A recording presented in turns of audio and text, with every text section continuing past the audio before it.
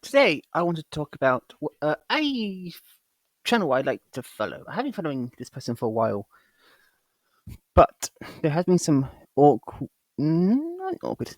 I don't mean to say any of this in bad intention to him, but it's just a critique of some of his messaging in this video, which I think is not exactly the best thing to say about this. The title: Should China punish the Hong Kong democracy rioters by forgiving them? Forgivement in this context being that of some form of rehabilitation coming back, and of course, in the sense of, if I get the gist, the thing, some prison time or community service to make up for what they've done.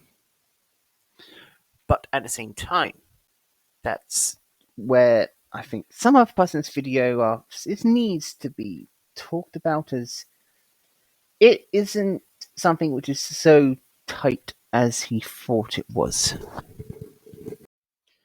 This is his channel anyway.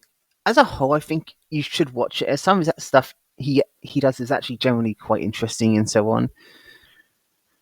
As you can see here, you don't have to agree with absolutely everything. Some stuff is really good, some other stuff is lacking as well. But hey, in terms of like some topics he talked about, it's really generally okay.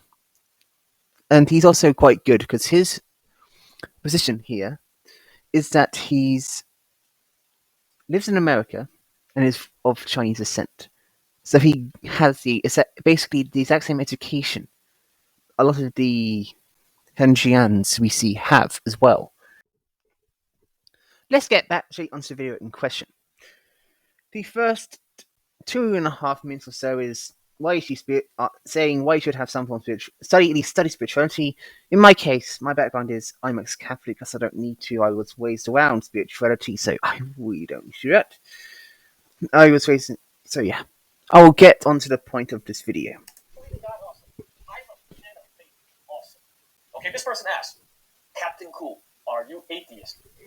Well, I came across a very interesting quote by a Russian named Nikolai Berdyaev, and it's years of it, the Cherny Klod Wolu. What does that mean? That means atheism is the backdoor to God. Now, think about that quote for a second. What's the deeper meaning behind that? I don't know, but it sounds cool. But no, I'm not an atheist. I used to be an atheist.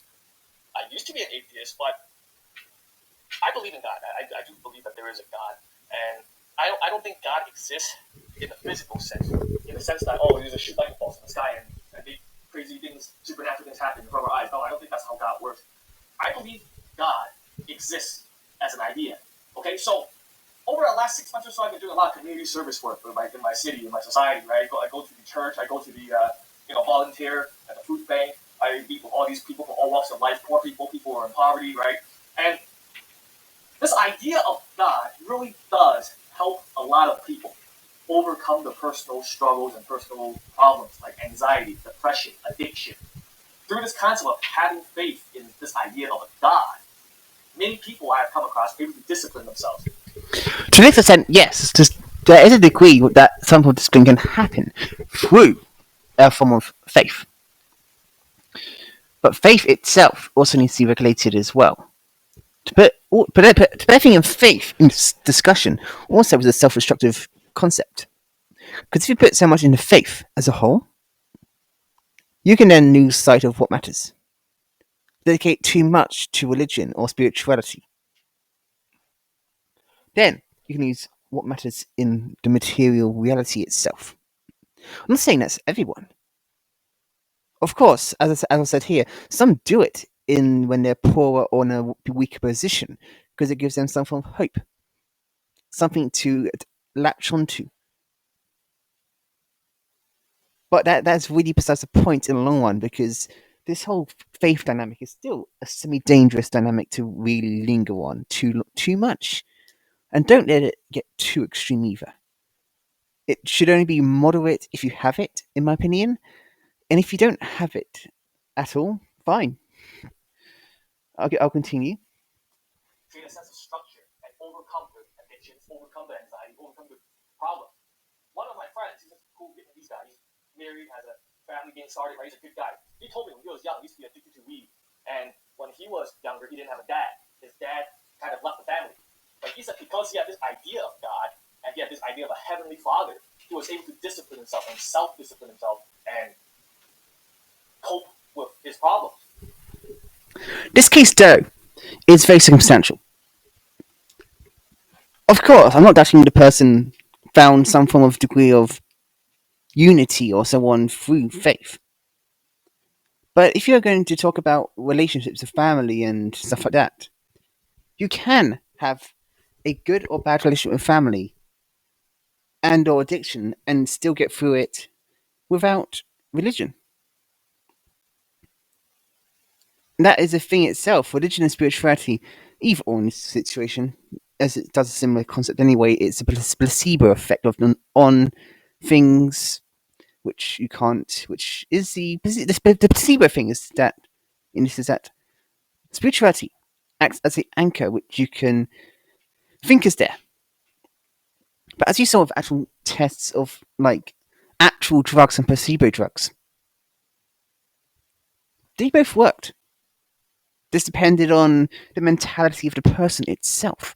The placebo drugs, sorry, which were the fake ones, which were just sugar in these case studies, were still effective. Because mentally, then people had in their brain that it was an actual drug which was helping. So it all comes down to mindset. And it might be a matter of this Vietnamese person in question, but that is only a mindset thing. Other people get through hardship and this sort of issues other ways. Okay, another person I know is a pastor in San Francisco, Chinatown. I don't want to mention his name because I don't think he's doing my YouTube channel. But he's a good guy, and he goes around helping these Chinese immigrants when they get evicted from their apartments. He petitions the landlords against the landlords on behalf of these immigrants. Why does this pastor do it? Because God tells him to. So, is God real? Well, God is real in the idea and the love. As for the second case he brought up here, the pastor. I can't say if God was or wasn't speaking to the person, but what I do know is that doing something generally good, fantastic. If you're actually being a pastor and doing something good for the community, in general, fantastic. But the whole thing about because God told him so is very dubious deal for me. Anyway, to continue, to let Captain Cool say his words. Of these people, and it motivates these people to help the community. It motivates these people to self-better and self-improve themselves. Now, you might say, oh, it's just a coping mechanism. It's just a crutch then, right? God is just a crutch then.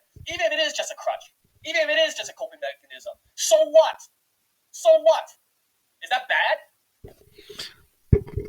Sometimes it can be, sometimes it can't be bad. Depends on the nature of it. And much like any drug, spirituality can be like any drug. You overdose on it, it can hurt you. It can take you away from reality, detach you from what is real and important, give too much focus on human idols in the name of pastors and priests in some cases. So yes, it can have a bad side effect. Is it bad that people have this concept of God and are motivated to self-better themselves, self-better their country, self-better their society? It's not. Even if it is a coping mechanism, it's a gift for humanity. This is a gift for humanity. A gift is dependent on the use, as I said. If done well, maybe sure, but at the same time, it's still not a wise thing to say what you need to do to improve yourself and improve dedication to your country's development is to have spirituality and faith. Because that itself, I don't think, is going to be the solution.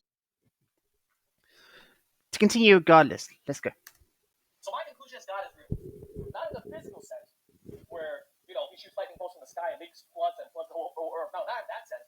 But it's real in a sense that it's an idea. It's a type of thought that exists in the minds of people, and it helps people overcome certain challenges. This mental crutch, if you will, is God at work. But every positive force also has a negative force. Okay, this negative force is evil. This is where I think this segments of what I want to ask specifically is in this here, which is the understanding of evil section in the video, which is more classified under theology as the problem of evil. This is an area I think this should never be touched around religion, be you irreligious or religious alike, because the problem of evil itself, in regards to faith, is very much going to murky territory. To Actually, not nitpick too much before about that, because the problem of evil one, you should just listen to yourself, make your own judgments about it.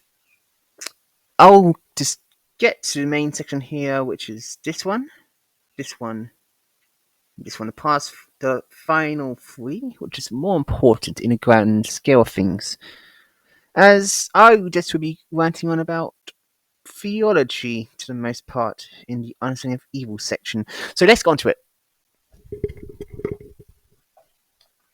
cheat people of their lives, money, livelihood, break apart families, break apart friendships. That's the enemy at work, right? That's the devil at work, right? So, my friends, today we live in 2023. In 2023, I think the enemy is working triple time in our Chinese-speaking world, especially in Hong Kong and in Taiwan. In Hong Kong specifically, we look at the political and social situation. We have an entire generation of young Hong Kong people who have been convinced that they are not Chinese, to hate their own Chinese identity, and that to be Chinese is something which is considered dirty. Hong Kong is a Chinese place. It is a Chinese city. It has always been a Chinese city. Since the beginning of history, it has been a Chinese city. Look at the population of Hong Kong. Over 90% of the population there are Han Chinese people. Their ancestors all came from mainland China at one point or the other. They celebrate the same holidays. They share the same ancestral and cultural heritage. They lion dance in Hong Kong. We lion dance in Guangzhou. They speak Cantonese. We speak Cantonese in Guangzhou, across the mainland border, right? They give out red envelopes during Chinese New Year's in Hong Kong. We give out red envelopes in China also during Chinese New Year's. It's the same people. Hong Kong people and people from the Chinese mainland. Everybody is Chinese. Everybody shares the same ancestral root. This is just absolutely not up for debate. It's just completely factual, right? Everybody is Chinese here. And yeah, in context to Hong Kong, yes, that's fine.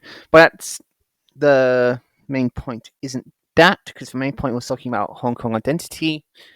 That'd be another thing, but I'm not talking about that. I'm just showing this to show the video.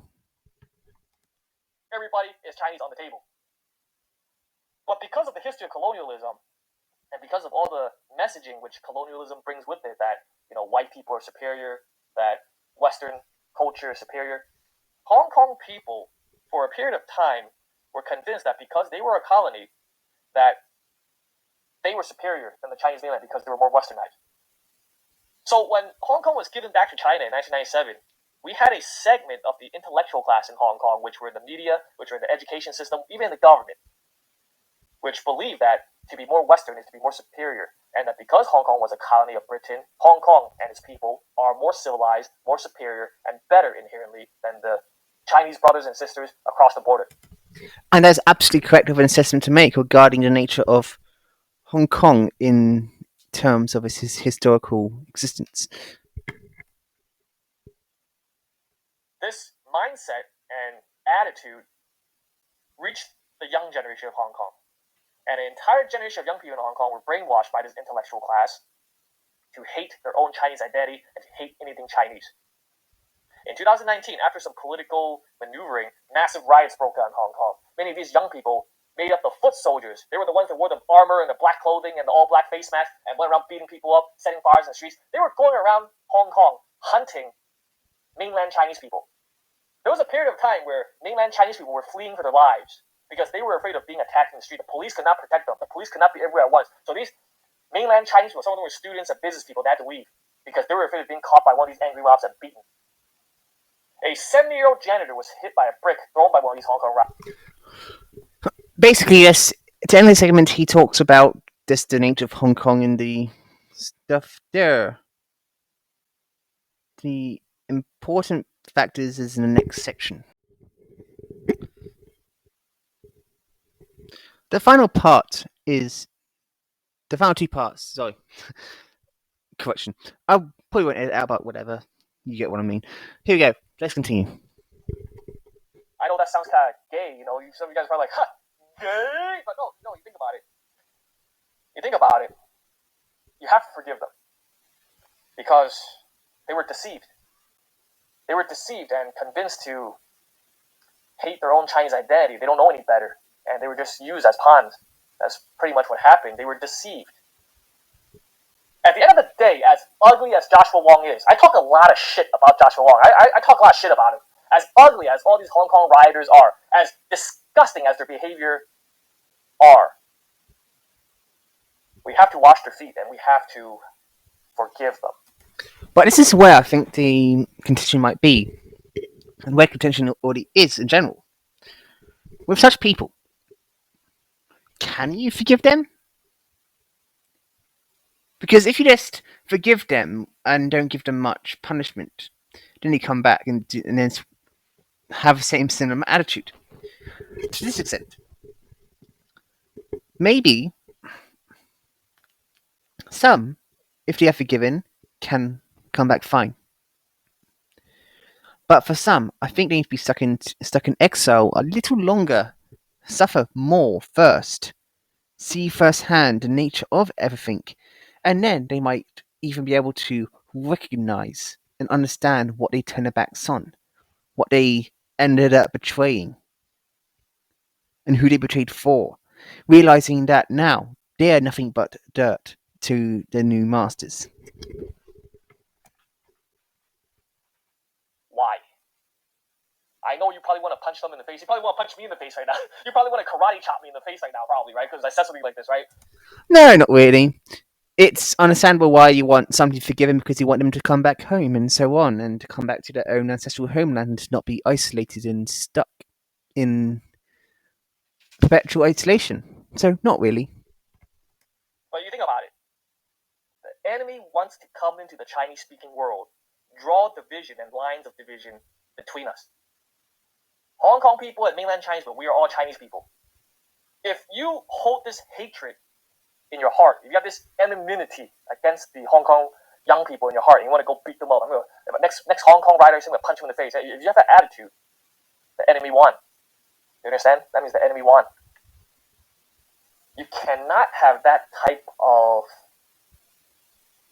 grudge. I think that's the word. You can't have that type of grudge. Jesus teaches us to wash the feet of our enemies. And yeah, regarding the grudge thing, if you are going to be like hateful even after they are remorseful and move on, sure, you are a cunt. I agree. But at the same time, punishment still needs to be drawn out to them for what they've done. So it's like washing their feet so easily, I still think shouldn't be there, really. Otherwise, it'll just give a bad example to a lot of people. Because if you say then, oh, just wash your feet.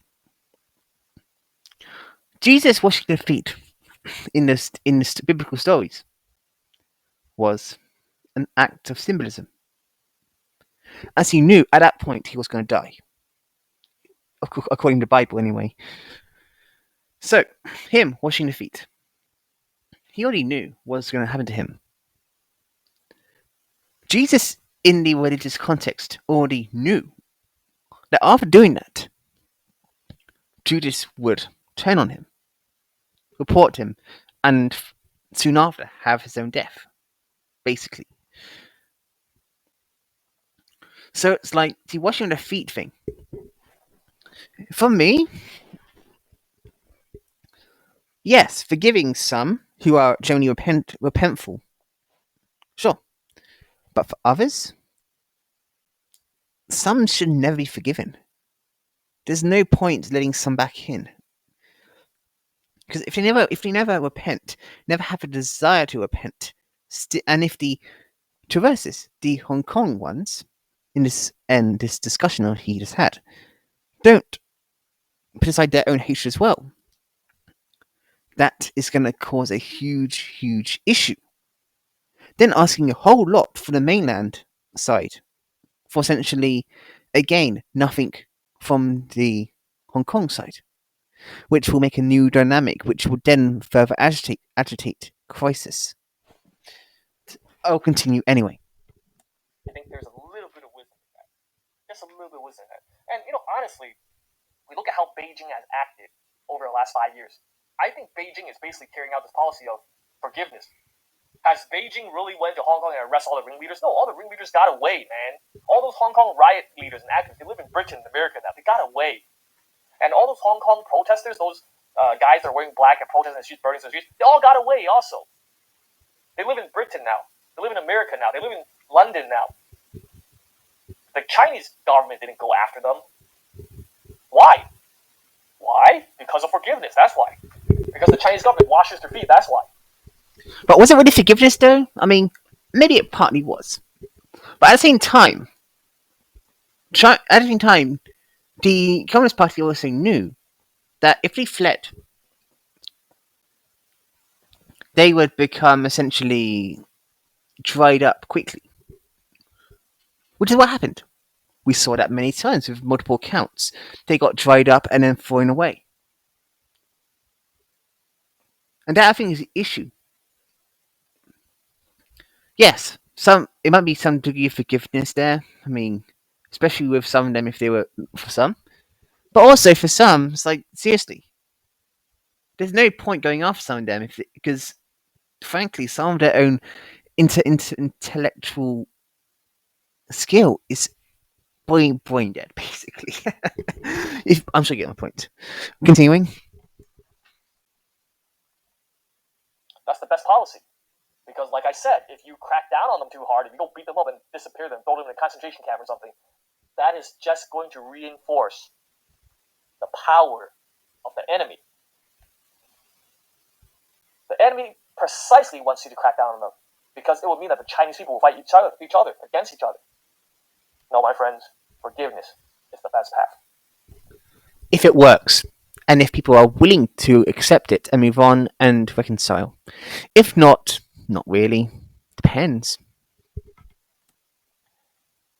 Right now, they do not see. But I think eventually, when these Hong Kongers are in London and they get homesick and, they're kind of homeless and they're getting discriminated against by the white people there because, right now, the economy is not that good. The housing crisis in London is not that good, right? When these Hong Kongers come to America and their mom gets beaten up in the subway station for being Asian.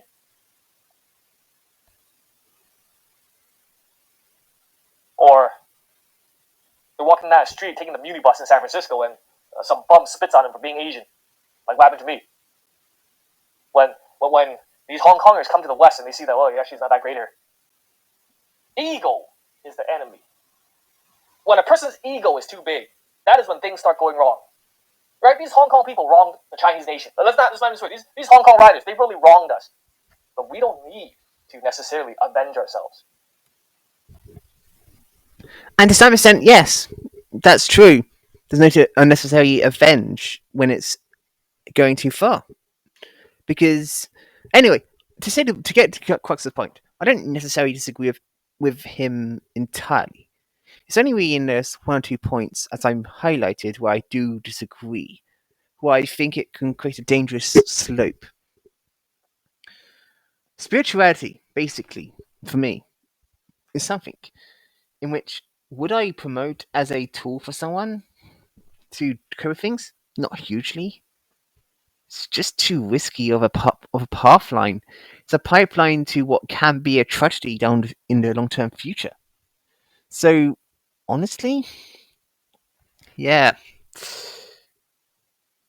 What good it can do, it's honestly better not to engage in it because, yes, it can do some good. But the negatives, for me personally, and it says clarify, this is my own personal response to this, is bad as a whole. And as a whole, I'd say have it resolved in other ways. Because frankly, if you want to use like good spirituality versus bad spirituality as well, that makes a very dangerous dynamic. Because if you use then the good spirituality versus bad spirituality, that's just basically same logic as good people with guns versus bad people with guns. Sort of logic. Guns are still there. The harm is still there. You're just adding on instead a good versus bad demarcation, which then it gets very subjective. And that I think is where the issue is here. Because by implication, all you then get perpetuate in that crisis is this another prolonged ideological war between essentially what is two sects of the same thing, basically. And when you do that, are you really doing anything important? In my opinion, no. Of course, at the end of the day, if you watch it, you'll find out he's, of course, not saying this to demean China at all. But at the end of the day, be wary of what you wish for in regards to this. And I don't mean to say this in any negative connotation, but at the end of the day, promoting spirituality is a means to resolve a lot of issues. Because if you watch it, there's stuff like resolving mental illness with spirituality as to get some form of cohesion. But that's the thing about spirituality is this. A lot of the cohesion, self-discipline, and resolution that can come from spirituality can also come from just your own rationalization of things, your own mind, and your own recovery of everything without religion. You don't need spirituality for any of that necessarily. And I think needs to be the most important talking point out of this. It's like the same way here that you don't need good spirituality to counteract bad spirituality. You just need rationality to counteract bad spirituality, basically. Everything has a positive and harmful impact, be you religious or irreligious. Because then, all that's going to happen then is the eternal cycle of good-bad relations in a circle with not much real resolution. That's basically all I wanted to cover today anyway. Maybe there's one last thing, and this was said by him on his Medium in 2022. Where he said, all believers and people of faith should oppose imperialism. Today, Western imperialism continues to menace the world. The string of endless wars ignited by the US and US foreign policy of containing the rise of the multipolar world order are harmful to world peace and concept of equality between nations. Religious believers of all races must oppose imperialism and adopt the mindset of supporting the weak against the strong, to be standing side by side with the exploited people of the developing world against the Western imperialism is the greatest way to honor God. And to end it on that note, is that really, though, the best way to honor anything in that sense with regards to spirituality? And my core point here is to say that him saying that about Christianity and faith, someone of religion could then respond right back by saying, it is God's will that we are doing X and Y in retaliation to you. And by the same logic of by saying, by virtue of good morality, stand by the weak against the strong. But at the same time, people of faith can also say the complete opposite and say, screw that. China is a nation who's persecuting Christians and other religious minorities. Why would we support them? So yeah, that's basically what I'm really saying here. Be careful what you wish for. And if you want to find that niche, you can try to find it if you want. But there's no guarantee